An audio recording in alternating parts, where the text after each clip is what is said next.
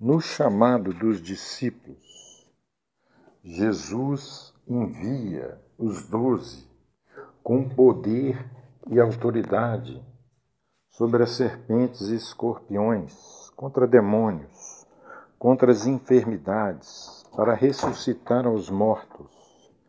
Esse é o Evangelho de Jesus. É isso que Jesus faz para os seus chamados. Ele investe eles de autoridades, investe eles de poder sobrenatural, para curar as enfermidades, para expulsar os demônios, para ressuscitar os mortos. Enviou esses primeiros 12 para visitar aquelas aldeias, aquelas cidades, para estar naquelas casas, em missões, e por ali passar algum tempo, levando o Evangelho do Reino de Deus. Mas deu a eles algumas observações, que entrassem e ficassem na casa que fosse digna, e a casa que fosse digna recebesse a paz.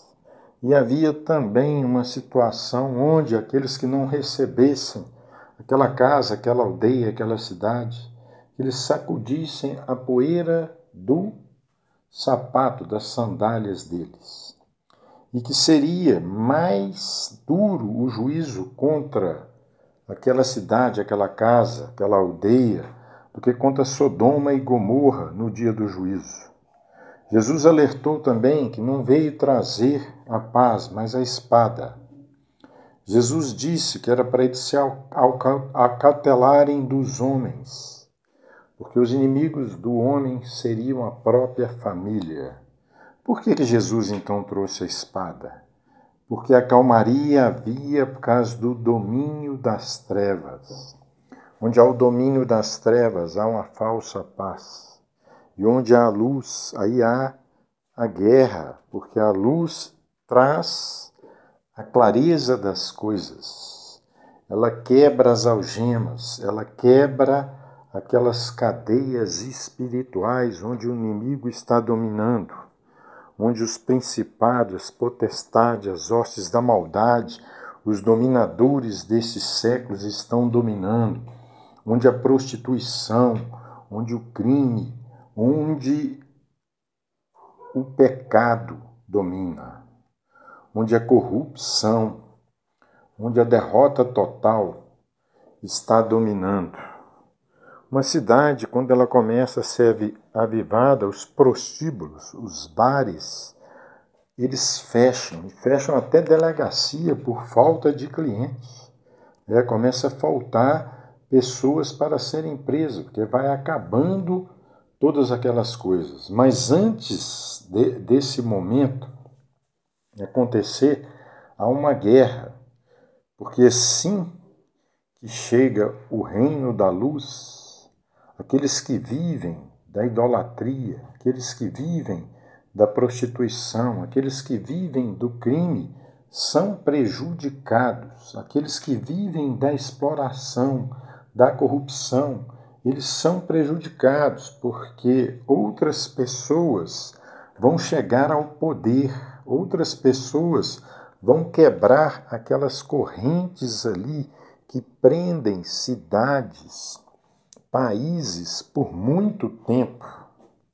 Então, quando o reino de Deus chega, ele chega contra o interesse das pessoas. Se você for olhar isso, lá atrás, quando Abraão é chamado, ele também é um enviado de Deus, ele vai contra o interesse do pai. O pai, a família de Abraão, o clã dele, era idólatra.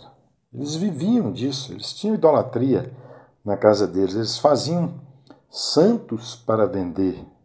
Então, quando Abraão entra, que ele quebra aquelas coisas todas, e que ele sai da parentela dele, uma das coisas que aconteceu foi essa primeira guerra espiritual.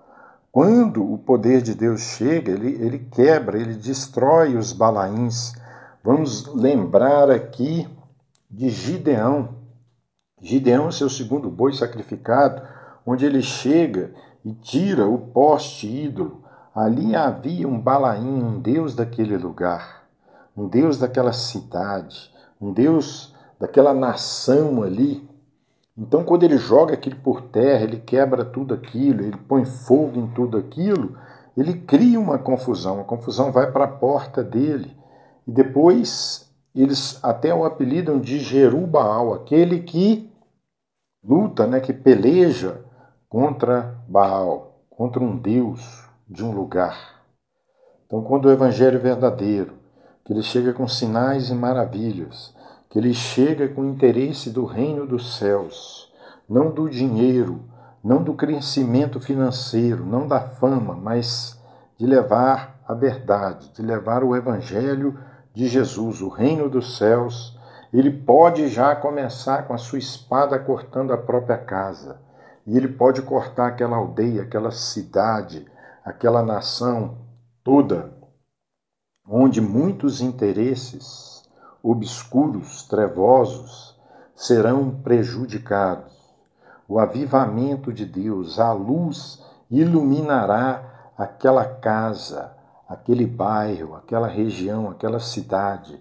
E muitas vezes ali ela é tomada pela idolatria, ela é tomada pelo crime, ela é tomada pela prostituição, pela corrupção. Ela mexe, esse evangelho mexe com muito interesse financeiro. Então, por ele mexer com o interesse financeiro das pessoas, que muitas vezes são interesses que são escusos, o que acontece? Há um levante, há uma guerra, há uma luta. E não só falando dessa questão material, mas da questão espiritual. Aqueles deuses, Balaíns, aqueles principados e potestades, aquelas hostes da maldade, aqueles demônios começam a perder não só a localidade, o bairro, a cidade, a casa, o país, a nação, mas eles começam a perder o corpo das pessoas. E aí é uma derrota para o reino das trevas. Então a guerra ela começa primeiramente no mundo espiritual, onde ele não é visto, e depois ele se manifesta no mundo material, com todos esses interesses e outros aqui que não foram citados. É por isso que Jesus manda ele procurar a casa digna. É por isso que Jesus fala que para se acautelar dos homens, porque os interesses ali seriam contrários. E ele fala que haveria isso dentro da própria casa. O pai e a mãe se levantariam contra aquele que traz o Espírito Santo, aquele que traz a luz. Aí Jesus manda tomar a cruz e seguir, porque aquele que traz a luz será perseguido, será hostilizado, será mal visto, porque ele contrariará muitos interesses das trevas. Se você carrega o perfume de Cristo, você traz o cheiro de vida para a vida e o cheiro de morte para a morte. Se você traz esse perfume do Espírito Santo, o cheiro da cruz ali, o cheiro do sangue de salvação, de libertação, o cheiro da justiça e da verdade, muitas coisas você vai prejudicar ao reino das trevas. E por isso você será perseguido. A luz vai cegar primeiramente aqueles que estão em trevas, para depois que eles possam enxergar no lamaçal, no lodo que eles estavam enfiados. É esse o evangelho de Jesus, o evangelho verdadeiro. E Jesus mostra que dá honra ao profeta, que dá honra ao justo, isso lhe trará galardão de profeta e de justo. Vamos estar com Jesus. No primeiro momento, ele pode ser que pareça que seja derrota, mas é sinal de vitória, é sinal de vida, é perfume de Cristo, é perfume do Espírito Santo, é salvação, é vida. Receba essa palavra em nome de Jesus.